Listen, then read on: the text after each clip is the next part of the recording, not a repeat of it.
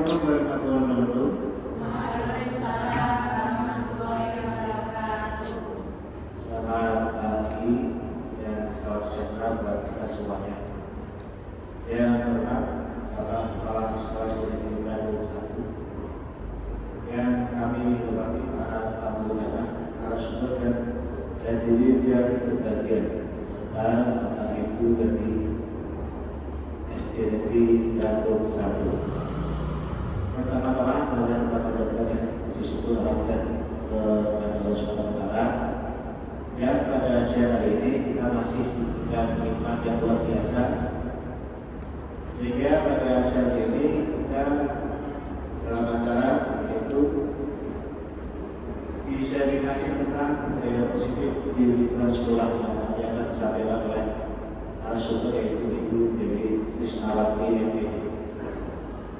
Salam kita tujukan kepada junjungan Nabi besar Muhammad SAW yang akan kita nantikan sama Nabi hari ini. Amin. Bapak Ibu sekalian yang saya hormati, untuk susunan acara pada kita hari ini yaitu diseminasi ya dan budaya positif. Yang pertama ada pembukaan, kemudian kata-kata tersampaikan dari kepala sekolah. Kemudian yang ketiga yaitu acara ini menyampaikan materi tentang budaya positif di lingkungan sekolah.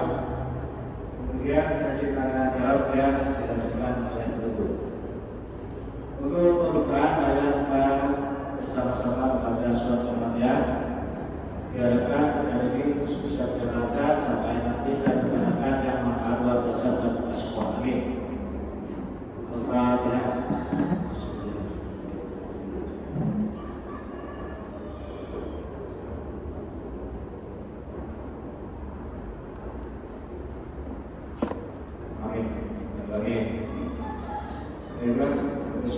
Semuanya untuk kegiatan berikutnya adalah pembukaan dan sambutan yang akan disampaikan oleh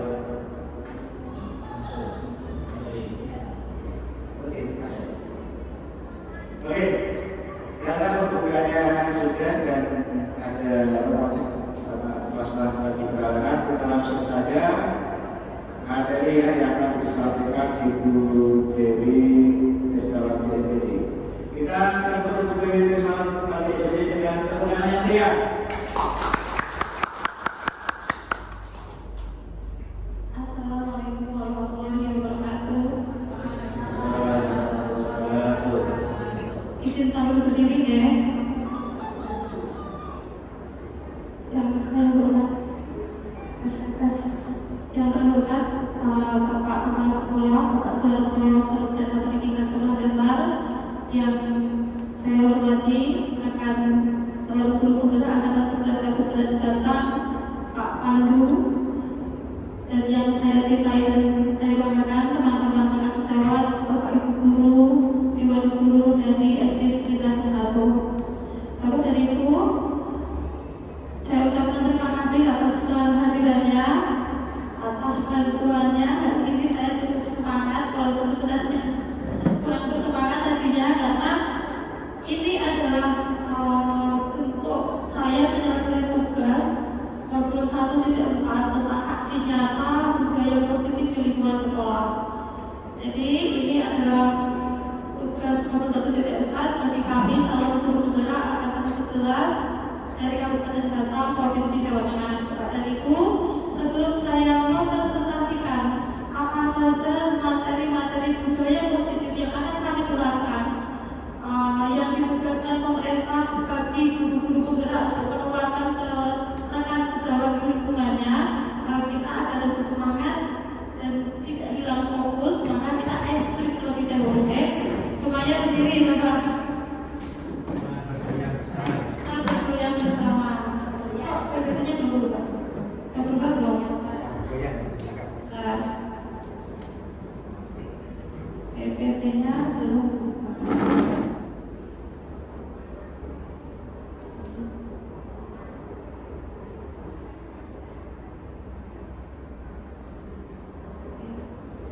Sudah?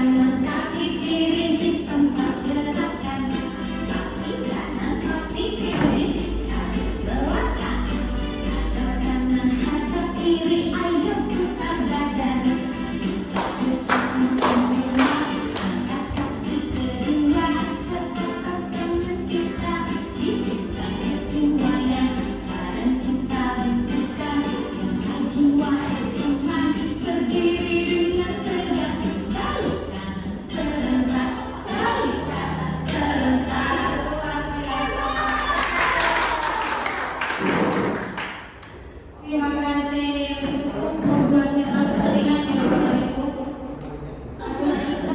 Kita sudah lama tidak olahraga. Oke, baik Bapak dan Ibu.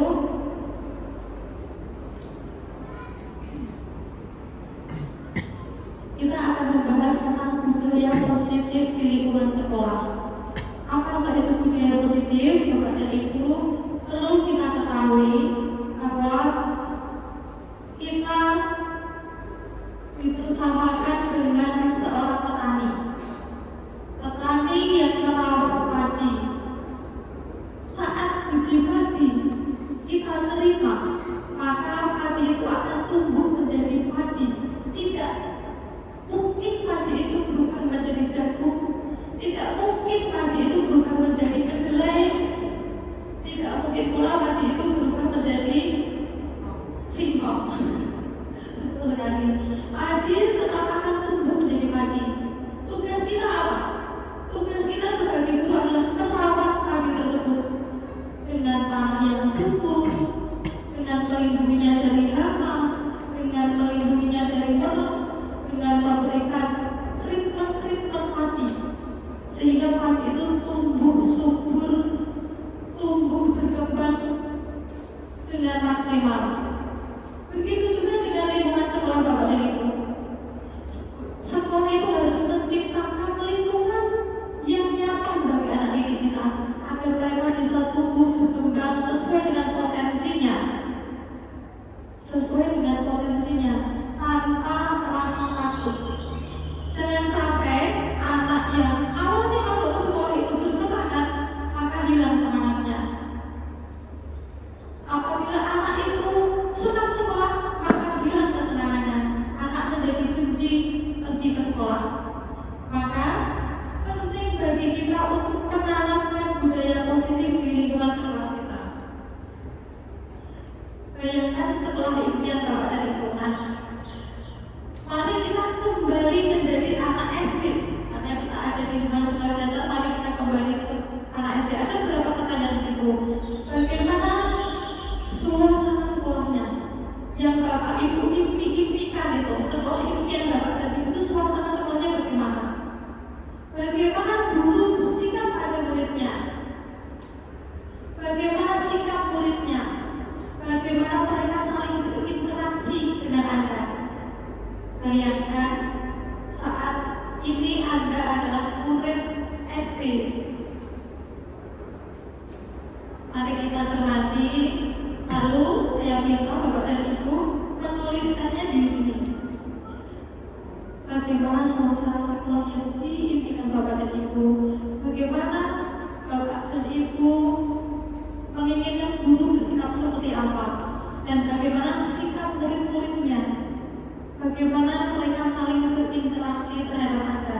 Silakan, khususnya bisa kita tolong berikan bikin satu-satu yang sudah selesai menuliskan bisa langsung ditempelkan di kertas hitam yang ada di depan.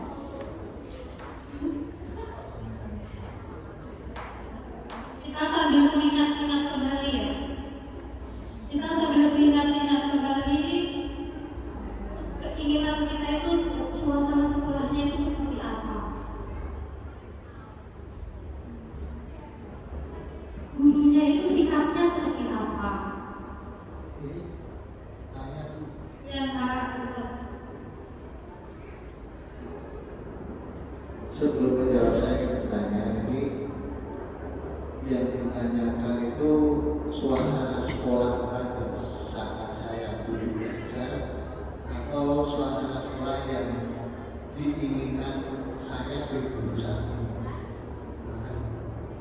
Terima kasih. Yang diinginkan Bapak ketika dulu menjadi murid, saat kita menjadi murid SD, kita ingin memimpikan sekolah seperti apa?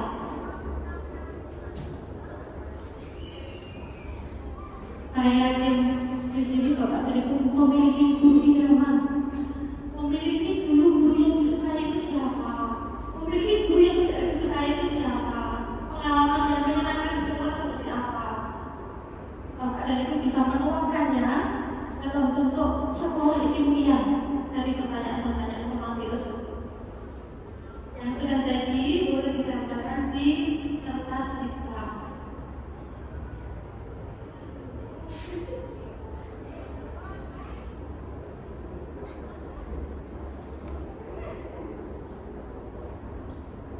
Bagaimana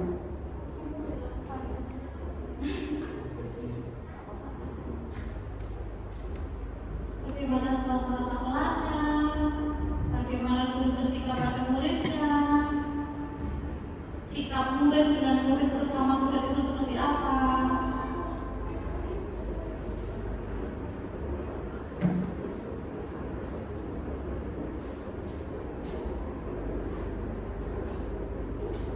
Bagaimana mereka saling berinteraksi terhadap Anda.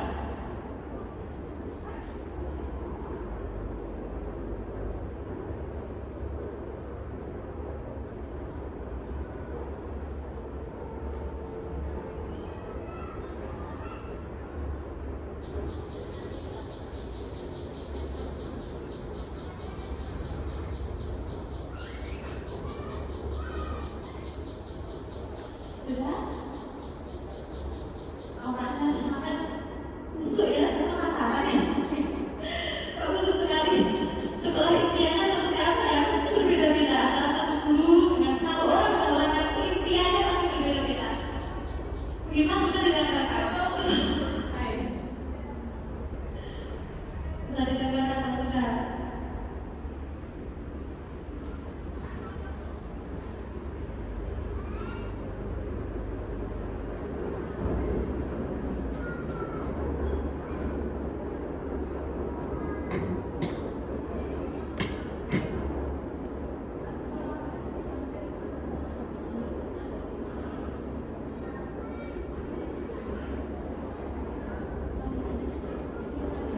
Kurang nggak apa-apa kalau kurang ada lagi benarnya. Mau diulangi nggak apa-apa nih kayaknya. Tes.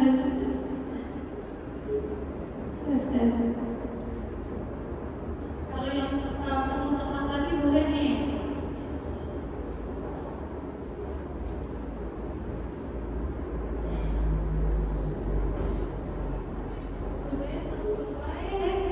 Sesuai dengan apa yang ada di hati nurani kita. Bu Vicky sudah? Jadi silakan masuk Bu. Tempel Bu Vicky, kalau sudah tempel aja. Ya, nomor satu nih Bu Vicky nih. Bu Ima sepertinya akan menyusul.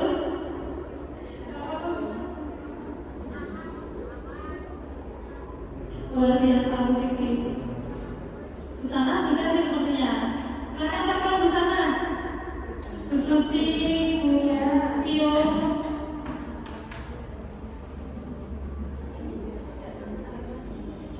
Sudah salah kaprah. Luar biasa.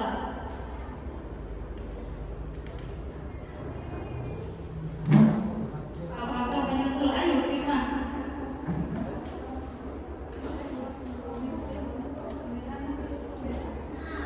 Ayo beli silakan ditempelkan di depan. Hati-hati.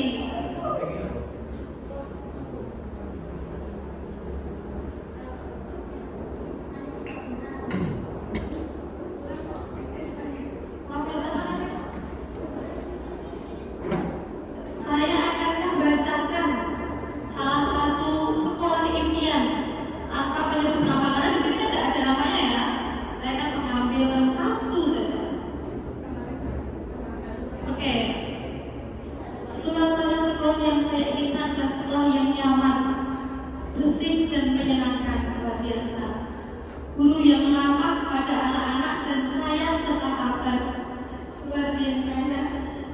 Lalu saling menyapa, saling tolong-menolong. Satu lagi saya bacakan. Sekolah yang saya inginkan yaitu sekolah yang nyaman, sekolah yang memiliki guru-guru yang ramah terhadap anak, guru yang telaten, dan guru yang bisa membimbing anak untuk berprestasi, teman-teman sekolah yang baik, ramah, tanpa pembulian. Luar biasa sekali. Sepertinya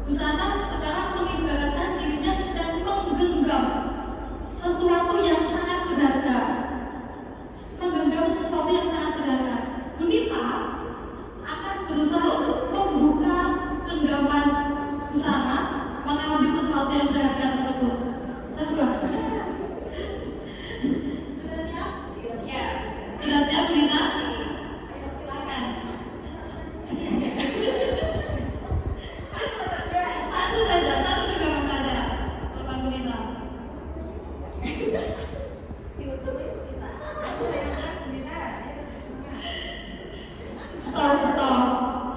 Gimana Bu Nita? Gimana Bu Sana? Sekarang Bu Sana saya minta dengan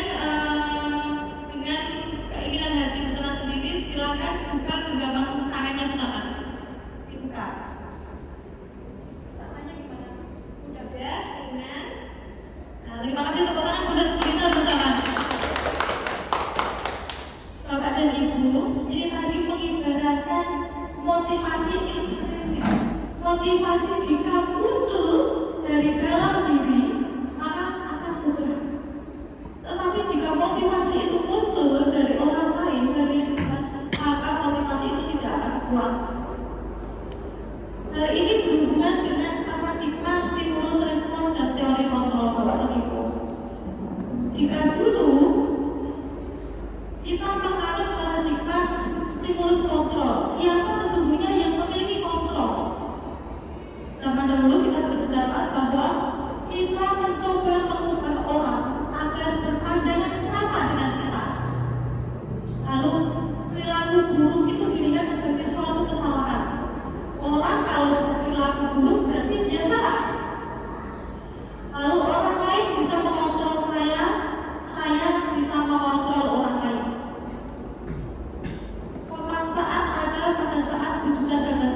Dibujuk dinasihati gagal maka dipaksa, entah dengan hukuman, entah dengan perintah yang tegas dan lain-lain.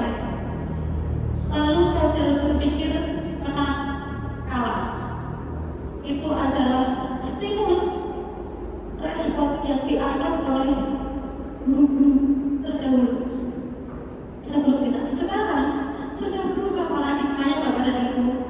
Sekarang kita sudah berubah menuju ke paradigma teori kontrol, di mana kita menyadari bahwa kita berusaha memahami pandangan orang lain tentang dunia. Kita memahami sudut pandang anak-anak, sudut pandang kita boleh berbeda. Kita memiliki pola pikir yang terbuka. Lalu semua perilaku itu memiliki tujuan. Entah itu perilaku baik, entah itu perilaku buruk, semuanya memiliki tujuan. Kita menyadari itu. Berikutnya, hanya Anda yang bisa mengontrol diri Anda, dan Anda tidak bisa mengontrol orang lain. Kita bisa mengontrol diri kita, tapi kita tidak bisa mengontrol orang lain, termasuk murid-murid kita. Kolaborasi dan konsensus menciptakan pilihan-pilihan baru. Tidak lagi ada pemaksaan, adanya adalah berkolaborasi. Entah itu dari sudut pandang murid ataupun sudut pandang kita. Kita ingat, semakin banyak kepala yang berpikir, maka akan semakin banyak pilihan-pilihan baru. Kita menyadari itu. Dan model berpikir menang-menang itu adalah perubahan paradigma dari stimulus respon menuju ke paradigma teori kontrol. Budaya positif adalah nilai-nilai, keyakinan-keyakinan, kebiasaan-kebiasaan di sekolah yang berpihak pada murid. Nah, Bapak dan Ibu, hal itu dilakukan agar murid dapat berkembang menjadi pribadi yang kritis, penuh hormat, dan juga bertanggung jawab. Bagaimana untuk menciptakan lingkungan dengan budaya positif? Banyak guru yang tertarik menciptakan budaya positif itu melalui disiplin positif. Banyak dari kita menganggap anak-anak kalau disiplin, ya, itu akan diajarnya enak. Anak-anak kalau patuh, itu akan diajarnya itu mudah. Mereka akan jadi pintar kalau mereka disiplin. Mereka akan pintar kalau mereka itu patuh pada gurunya. Apa itu disiplin? Kita akan menemukan kata-kata tersebut. Disiplin itu hubungannya dengan kata tertib, patuh, teratur, hukuman, peraturan. Itu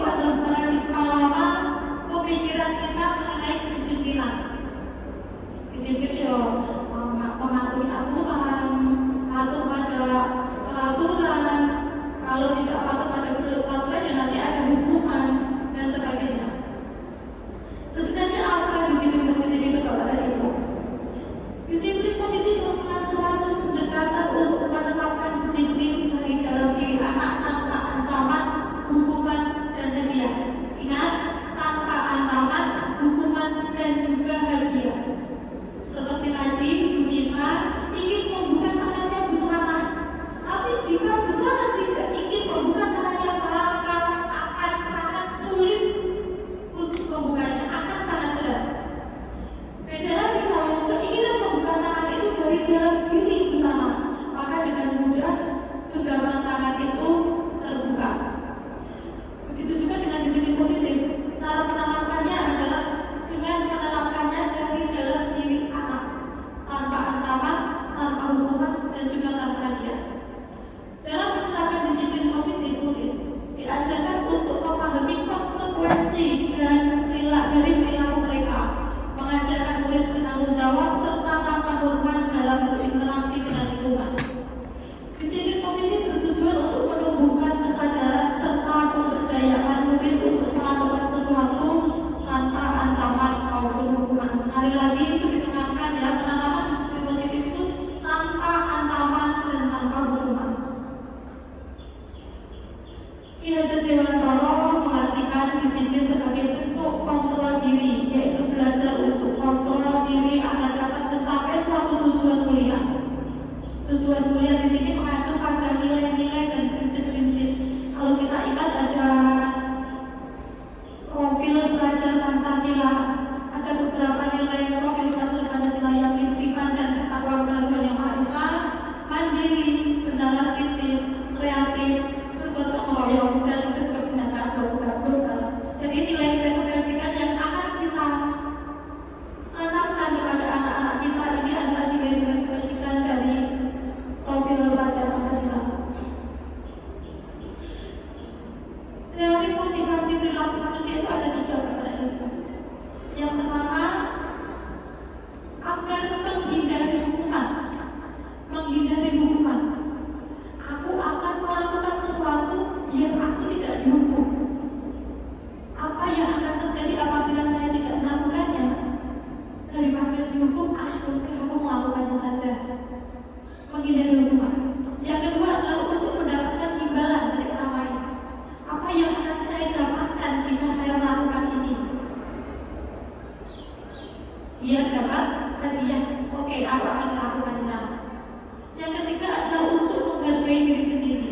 Saya akan menjadi orang yang seperti apa apabila saya melakukannya. Nah, motivasi yang ketiga ini adalah motivasi yang munculnya dari dalam diri anak. Motivasi ketiga ini sulit digoyahkan kepada ibu.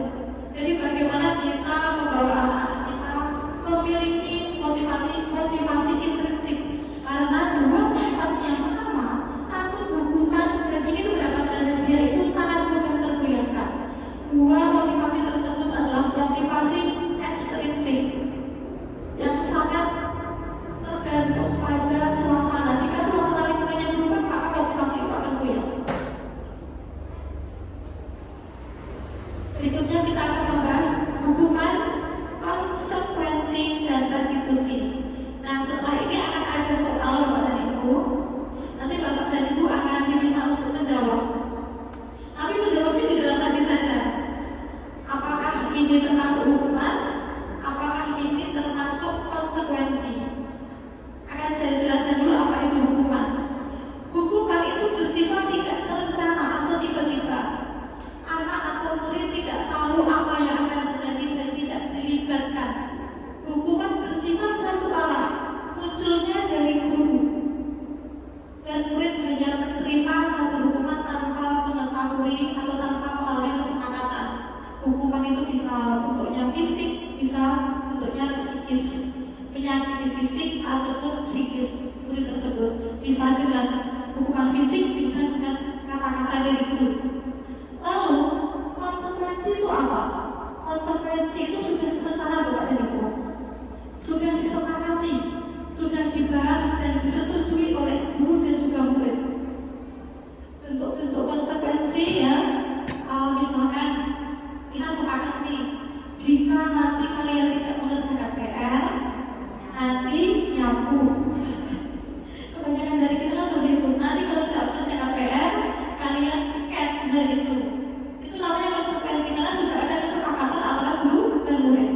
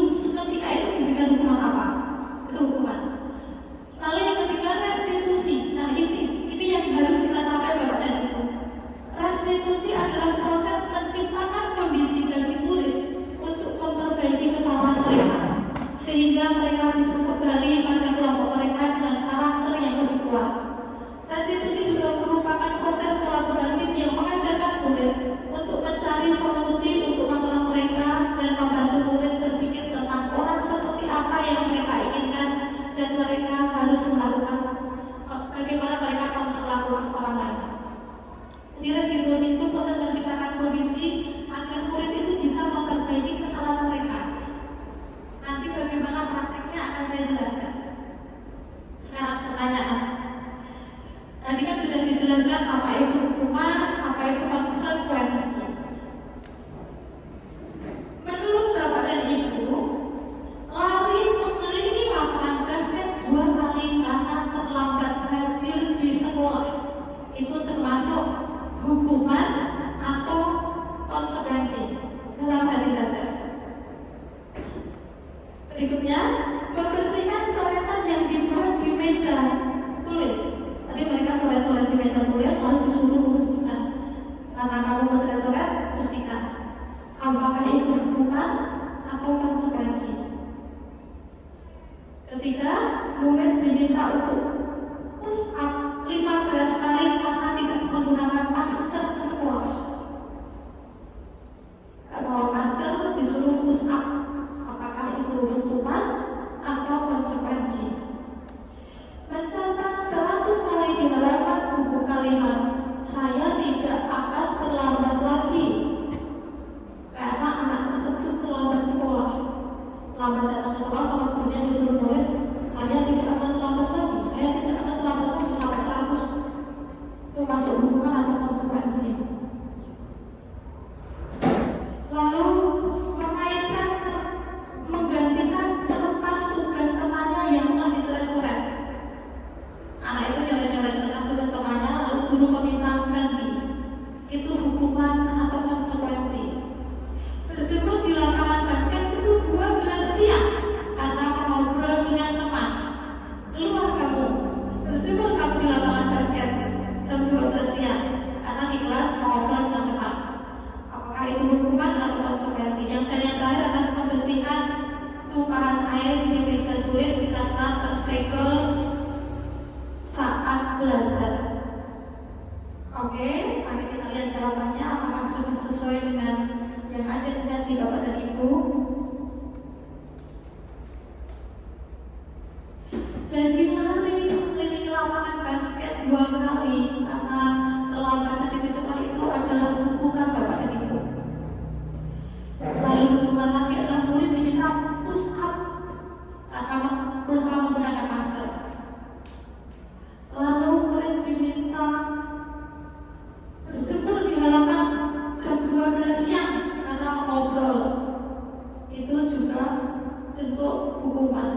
Sedangkan konsekuensi contohnya membersihkan coretan yang dibuatnya di meja, mereka mencoret-coret. Bersihkan karena kamu sudah mencoret-coret meja tersebut. Itu namanya konsekuensi. Lalu mencatat 100 kali di dalam buku, saya tidak akan terlambat lagi selama sebanyak 100 kali itu juga adalah sebuah konsekuensi. Menggantikan kertas tugas teman yang mencoret-coret itu juga konsekuensi. Dan membersihkan tumpahan air di meja tulis ketika tersegel pada saat belajar itu juga ada sebuah konsekuensi. Jadi kita sudah bisa membedakan ya, apa itu hukuman, apa itu konsekuensi. Tapi Bapak dan Ibu, hukuman dan juga konsekuensi itu ternyata tidak begitu saja manjur untuk menyelesaikan permasalahan-permasalahan murid kita. Bagaimana biar mereka itu disiplin? Bagaimana biar mereka itu lulus sesuai dengan nilai-nilai kebajikan universal? Maka Bapak dan Ibu kita dianjurkan untuk membuat keyakinan kelas. Mengapa kok keyakinan kelas? Kenapa tidak peraturan saja? Kita ingat ada peraturan kita harus menggunakan helm bila mengendarai kendaraan roda 2. Mengapa kita memiliki peraturan 3M, menggunakan masker, mencuci tangan dan menjaga jarak 1,5 meter pada saat pandemi COVID kemarin? Lalu mengapa kita memiliki peraturan harus datang tepat waktu pada saat mengikuti pelatihan? Karena jawaban-jawaban itu, dampaknya itu kalau kita sadari akan berdampak bagi diri kita. Jika kita ingin menghindari dampak tersebut, maka motivasi yang muncul itu adalah harus motivasi intrinsik. Sampai ada kalimat aturan itu dibuat untuk dilanggar.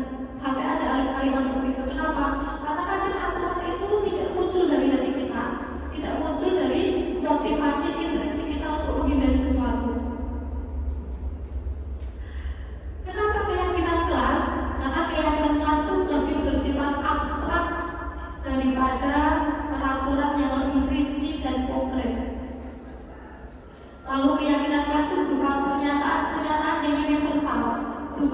relate juga belajar universal tentang kesehatan. Kalau tadi pakai masker, tentang keselamatan, kalau tadi tentang menggunakan helm. Lalu pernyataan keyakinanlah senantiasa dibuat dalam bentuk positif. Tidak ada kata tidak. Tidak boleh lari di lorong. Itu akan dibuat sebaiknya berjalan dengan baik di lorong. Mengubah kalimat-kalimat negatif tersebut menjadi kalimat-kalimat positif. Keyakinanlah setidaknya tidak terlalu banyak hingga mudah diingat dan dipahami oleh semua warga kelas. Tidak terlalu banyak, karena keyakinan kelas itu harus mudah diingat oleh murid-murid kita. Keyakinan kelas sebaiknya sesuatu yang dapat diterapkan di lingkungan tersebut. Semua warga kelas setidaknya itu berkontribusi dalam membuat keyakinan kelas lewat kegiatan curah pendapat. Setelah keyakinan kelas berjalan, kita sebagai guru harus bersedia meninjau kembali keyakinan kelas dari waktu ke waktu sesuai kebutuhan dan juga perkembangan zaman. Bagaimana cara membuat keyakinan kelas, Bapak dan Ibu? Yang pertama adalah kita mempersilahkan murid-murid kita untuk melakukan curah pendapat. Boleh ditulis di kertas seperti kertas yang tadi saya bagikan, kertas post-it ya. Boleh disuruh ditulis murid di kertas post-it, lalu ditempelkan di papan terbuka yang semua murid itu bisa melihat, semua ikut membaca. Seperti yang tadi saya sampaikan, jika ada kalimat-kalimat negatif, kita ubah menuju ke kalimat-kalimat yang positif. Setelah itu guru diminta untuk mencatat masukan-masukan para murid di papan tulis di mana semua anggota kelas bisa melihat hasil curah pendapat tersebut. Susunan keyakinan kelas sesuai prosedur pembentukan keyakinan.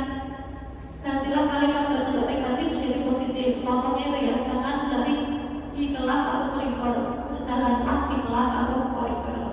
Kata jangan itu diubah ke kalimat yang positif. Setelah itu tinjau kembali daftar curah pendapat yang sudah dicatat. Setelah keyakinan sekolah itu selesai dibuat, maka semua warga kelas dipersilakan meninjau ulang. Setelah selesai dirumuskan, diminta untuk meninjau ulang. Selanjutnya, keyakinan kelas diletakkan di dinding kelas di tempat yang mudah dilihat oleh warga sekolah. Jadi setiap mereka masuk kelas, setiap mereka di dalam kelas, mereka mudah sekali melihat keyakinan-keyakinan kelas yang telah kita susun di awal pembelajaran itu tadi. Nah itu ada beberapa contoh Bapak dan Ibu keyakinan kelas di kelas 1 dan juga kelas 5 itu berbeda. Ya, keyakinan kelas di kelas 1 misalkan setiap anggota kelas perlu belajar. Spesifiknya belajar lebih tidak abstrak. Tapi kalau di kelas 5 selalu bersikap positif, sangat luas.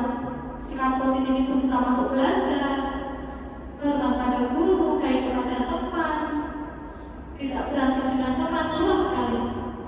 Contoh lagi di kelas 1 setiap anggota kelas perlu senang, harus teriak. Jadi maksud senang itu kita sudah tahu harus bagaimana.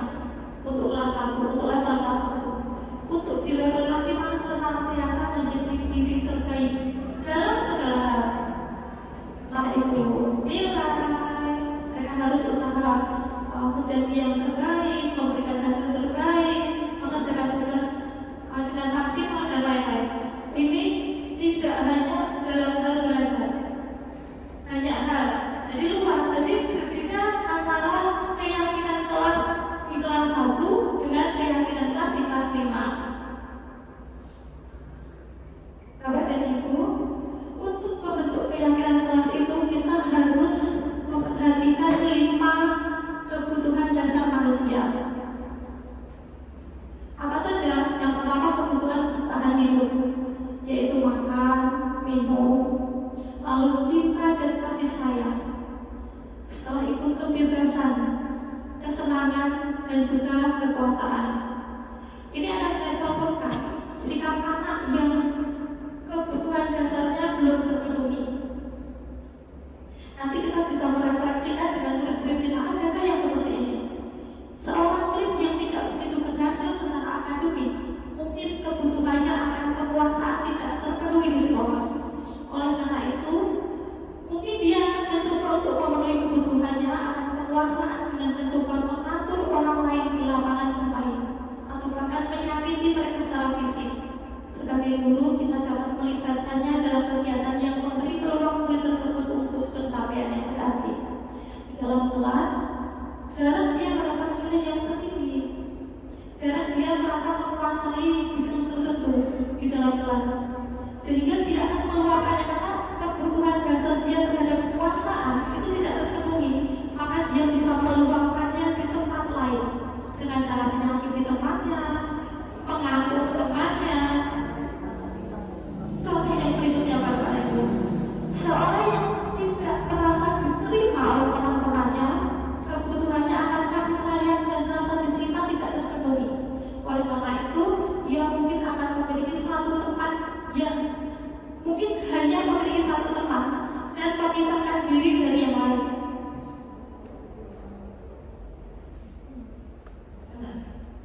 Ya, karena dia kebutuhan dasar akan cinta dan kasih sayang tidak terpenuhi, dia lebih memilih menyendiri. Karena merasa tertolak, atau dia hanya mau berteman dengan satu orang saja. Sebagai guru kita harus bagaimana? Intinya Bapak dan Ibu, murid kita kenapa, murid kita melakukan apa, murid kita bertingkah seperti apa, kita harus ingat 5 kebutuhan dasar manusia itu tadi. Sangat dimungkinkan salah satu dari kebutuhan ini atau lebih dari satu kebutuhan ini tidak tercukupi. Kita bisa menerapkan ini kepada anak-anak kita juga ya. Ini ada perilaku seperti apa? Mungkin kurang kasih sayang, mungkin kurang merasa bebas, dia merasa terkekang, mungkin dia merasa tidak senang, mungkin dia harus akan perasaan kekuasaan, atau hubungan untuk bertahan hidupnya juga kurang. Lebih sudah jarang ya, tapi ada juga. Kayak kemarin kejadian anak pingsan karena ternyata belum makan sejak berapa hari, cuma diberi uang jajan aja sama orang tuanya. Kita akui itu masih ada di lingkungan kita. Nah, itulah kebutuhan dasar manusia itu 5-5-nya harus dipenuhi Bapak dan Ibu. Inilah yang menjadi dasar bagi kita untuk menyusun kesepakatan atau keyakinan kelas itu tadi. Next ya. Nah, sekarang bagaimana kita, posisi kita sebagai guru itu ada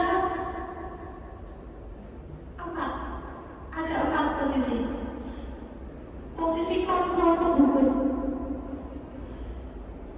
Kalau posisi kontrol penghukum itu biasanya bisa menggunakan hukuman fisik maupun verbal. Orang yang menjalani posisi penghukum senantiasa mengatakan bahwa sekolah memerlukan sistem atau alat yang dapat lebih menekan murid-murid agar lebih giat lagi. Guru menerapkan posisi penghukum akan berkata, patuhi aturan saya atau awas, kamu akan bla bla bla. Kamu selalu saja salah, selalu terakhir selesai. Kamu itu pasti selalu terakhir selesai. Itu adalah posisi terhukum. Penghukumnya, hasilnya bagaimana? Kemungkinan murid akan marah dan dendam, atau bersifat agresif atau malah kapok. Kalau bahasa kita kapok gitu ya. Bisa jadi sesudah kembali duduk mungkin murid tersebut akan mencoret-coret bukunya atau mejanya, tulisannya lebih buruk lagi. Sepulang sekolah murid bisa melihat motor atau mobil bapak ibu guru dan akan menggores kendaraan tersebut karena rasa tidak suka atau karena dendam itu tadi. Kadang-kadang dendam yang dirasakan murid itu akan kebawa sampai anak itu dewasa. Jangan berpikir anak itu adalah miniatur orang dewasa. Mereka adalah sesosok manusia yang ada pada tahap perkembangannya. Pada saat anak itu mereka akan mengingat kejadian baik atau kejadian buruk yang kita berikan kepada mereka. Jangan sampai kita berada pada posisi kontrol penghukum. Lalu yang kedua adalah membuat merasa bersalah. Pada posisi ini biasanya guru akan bersuara lebih lemah lembut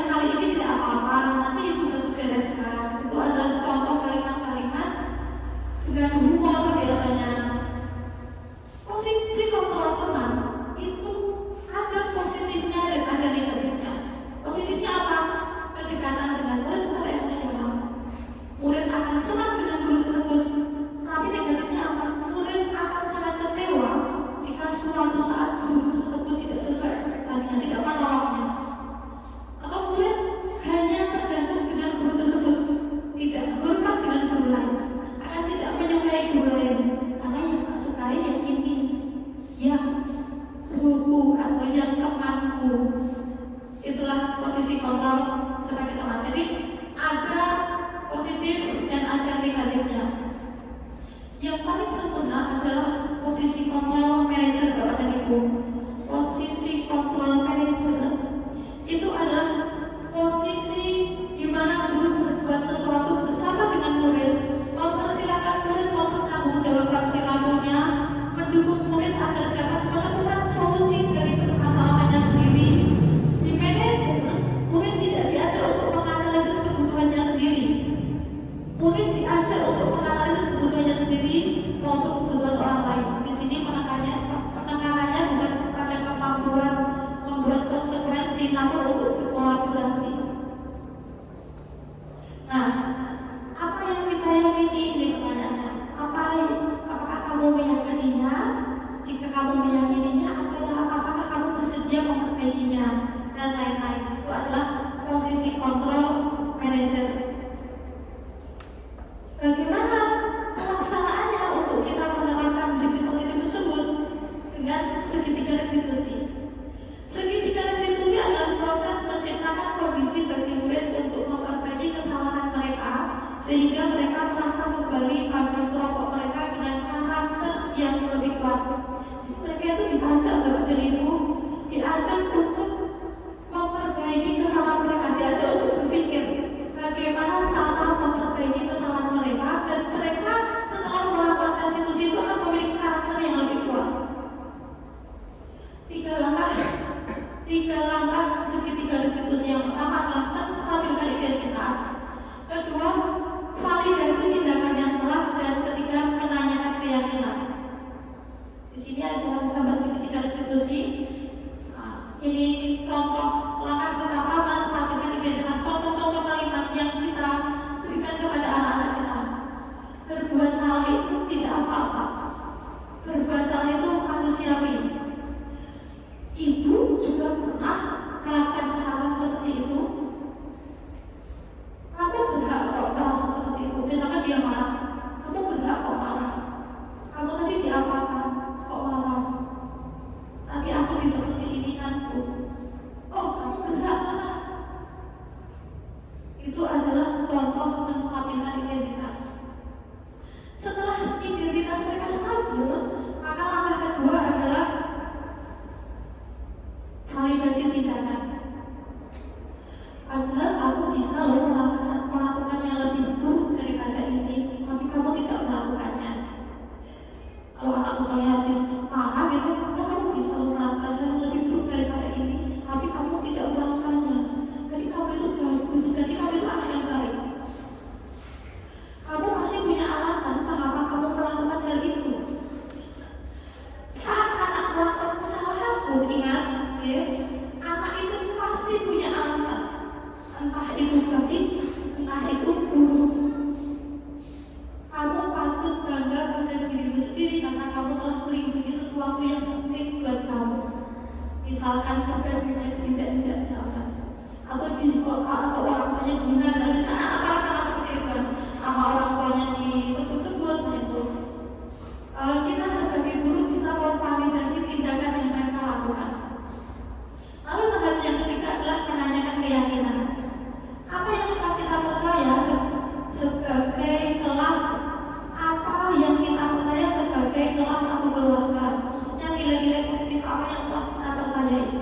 Misalkan tadi melakukan hal-hal yang positif di kelas 5 tadi ada aturan, ada kesepakatan kelas untuk melakukan hal-hal tindakan yang positif.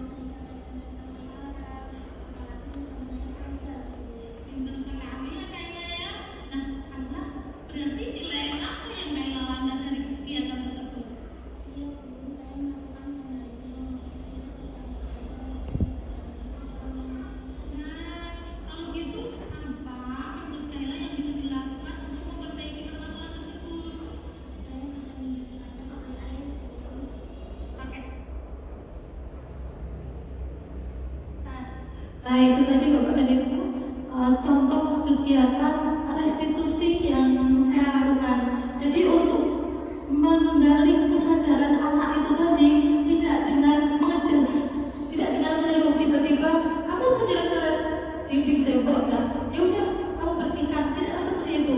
Tetapi kita menggali cara berpikir anak untuk memperbaiki kesalahannya, bukan kita yang menentukan. Nanti si Kayla minta aku akan membersihkan tembok tersebut dengan pakai air tuh, karena anak kecil. Tapi gurunya kalau pakai air tidak akan bisa Kayla. Bagaimana kalau kita cat tembok tersebut bersama-sama? Kayla akan menjawab saya tidak pernah ngecat tuh. Bagaimana caranya saya mengecat? Nanti akan dibantu oleh Mas Faat, bantu oleh guru. Saat dia kembali ke kelompoknya, maka dia akan memiliki kemampuan baru, kesadaran baru, bisa mengecat, memiliki pengalaman baru, mengecat tembok bersama guru dan Mas Faat, dan lain-lain. Itulah restitusi. Maka kesadaran itu akan muncul dari anak. Kita sebagai guru hanya membimbing Bapak dan Ibu, tidak tiba-tiba serta-merta mengejar anak itu dan meminta tanpa ada proses berpikir dari anak itu. Itu adalah restitusi. Sehingga motivasi yang muncul dari anak itu adalah motivasi intrinsik, motivasi yang muncul dari diri karena dia dianggap sebagai manusia. Nah ini adalah respon Kayla setelah dilakukan restitusi. Ya, Kayla menyatakan bahwa dia merasa lebih nyaman, dia merasa lebih senang daripada hanya disuruh atau dihukum atau hanya dia menjalankan konsekuensi dari apa yang dilakukannya. Karena dia itu tadi dianggap diperlakukan sebagai seorang anak, diperlakukan sebagai manusia. Nah ini adalah dokumentasi pembiasaan di kelas saya. Ada pembiasaan budaya antri, penanaman sikap religius, berdoa, asmaul husna, hafalan surat pendek, dan lain-lain. Ini juga adalah dokumentasi pembelajaran yang berpusat pada peserta didik, dan dokumentasi kegiatan ini saya bersama dengan peserta didik menyusun kegiatan atau kesepakatan kelas. Bapak dan Ibu, itu tadi presentasi dari saya. Mungkin nanti setelah ini akan ada tanya jawab, karena waktunya terbatas, hanya 2 pertanyaan saja. Monggo Bapak. Oke, itu tadi yang terima kasih kepada narasumber sekali pertanyaannya Riak. Nah, Bapak Ibu yang saya hormati, untuk sesi tanya jawab kami persilakan kepada 2 penanya saja ya. Pada hari ini, monggo sistem yang mau tanya atau mau ingin lebih lanjut, monggo. Silakan. Terima kasih. Saya mau bertanya, kenapa pemberian hadiah dianggap kurang tepat dalam menanam disiplin positif? Baik, Dijelaskan. oke. Terima kasih. Oke, terima kasih. Mau satu lagi terus jawab? Satu lagi, monggo. Terima kasih atas kesempatannya. Saya mau bertanya terkait kontrol guru. Apakah salah jika guru berada pada posisi kontrol teman? Baik, luar biasa sekali. 2 pertanyaan yang Oke, pertama. pertanyaan. Bicara monggo. Oke, dari Bu Fikri ya. Jadi pertanyaannya, Hadiah. kenapa pemberian hadiah itu dianggap kurang tepat? Saya contohkan seperti ini. Misalkan Bu Fikri guru kelas 2, biasanya guru kelas 2 itu penuh dengan penik ya. Murid kalau hari ini melakukan hal positif akan diberi bintang sama gurunya, hadiah bintang. Ditambahkan di mana itu. Suatu ketika Vicky tidak masuk sekolah, saya masuk ke kelasnya Bu Vicky. Saya tidak tahu kalau itu tuh mesti diberi bintang jika melakukan hal positif. Hari ini saya tidak memberi bintang pada muridnya Bu Vicky. Apa yang terjadi? Selain muridnya bertanya, kalau saya tidak tahu dan tidak memberi bintang, apa yang terjadi? Kecewa. Muridnya akan kecewa dan tidak melakukan hal positif.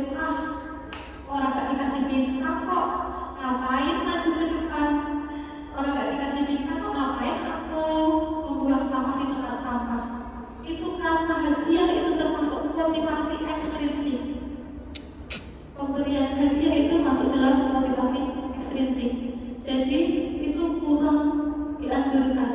Sebaiknya kita bawa murid kita ke kesepakatan kelas agar muncul kesadaran dari mereka, muncul motivasi intrinsik itu tadi. Yang kedua tadi, kenapa posisi teman? Apakah dia ada salah? Posisi teman Bapak dan Ibu, karena kita mengajar di sekolah dasar, tidak selamanya kita berada pada posisi manajer. Sewaktu-waktu kita bisa turun menuju ke posisi teman. Karena yang kita hadapi memang anak-anak kecil. Belum tentu pada saat kita melakukan restitusi anak itu mampu menjawab, karena kemampuan komunikasi murid kita kadang terbatas. Jadi posisi teman itu ada positifnya, ada negatifnya, dan suatu ketika kita memang harus turun kepada posisi teman, ada di posisi agar mereka mampu mengungkapkan apa yang ada di hati mereka. Jika kita langsung berada di posisi manajer, menanyakan apa nilai yang apa ini, apa itu, kadang-kadang anak itu akan kurang nyaman. Jadi kita bisa mengawalinya dengan posisi teman. Lama-kelamaan kalau anak itu cukup mampu mengungkapkan, kita berada pada posisi manajer itu tadi. Itu jawaban saya. Terima kasih Bu Vicky dan Bu Vio. Terima kasih untuk narasumber ya, Ibu Mary Tisnawati atas jawabannya yang luar biasa. Hebat. Tepuk tangan sekali lagi untuk Ibu Mary Tisnawati. Sudah cukup? Nggak usah tanya lagi ya. Baiklah, Bapak Ibu sekalian ya, untuk kegiatan ini ya, saya hari sebelum kita akhiri ya, ada suatu kesimpulan dari kegiatan hari ini atau diskusi pada hari ini ya, bahwa kita sebagai pendidik hakikatnya sama dengan anak ya, kita mau menanam padi ya, kita hanya dapat menuntun tumbuhnya padi ya, dapat memperbaiki tanah, baik itu dipupuk ya kan, diberi air dan memusnahkan hama penyakit. Nah, tetapi seorang petani itu tidak dapat menjadikan padi tumbuh menjadi jagung. Demikian pula dengan seorang anak. Anak itu kita tuntut sesuai dengan kodratnya. Nah, sekolah itu diibaratkan sebagai tanah tempat kita untuk bercocok tanam, sehingga guru harus mengusahakan sekolah itu yang betul-betul lingkungan yang menyenangkan, yang aman, ya kan? Yang buat anak-anak itu merasa nyaman, tidak mereka di sekolah itu gembira, bukan karena ketakutan. Kita harus menjaga lindungi anak dari pengaruh-pengaruh jahat. Hanya dengan karakter anak tumbuh dengan baik yang tadinya malas menjadi semangat, atau kebalikannya. Kita bina anak kita menjadi anak-anak yang benar-benar hebat, anak-anak yang baik ya, bertumbuh di masyarakat. Kalau petani itu fokus menjaga masyarakat namanya terbaik, demikian juga dengan guru. Orientasi kita adalah murid dengan meningkatkan literasi, operasi dan tentunya penguatan karakter peserta didik. Ada satu kalimat yang saya ingat dari hasil saya. Seorang guru harus selalu belajar dan belajar. Apabila tidak mau belajar, maka sebaiknya tinggalkan jadi pendidik. Itu saja dari saya. Terima kasih.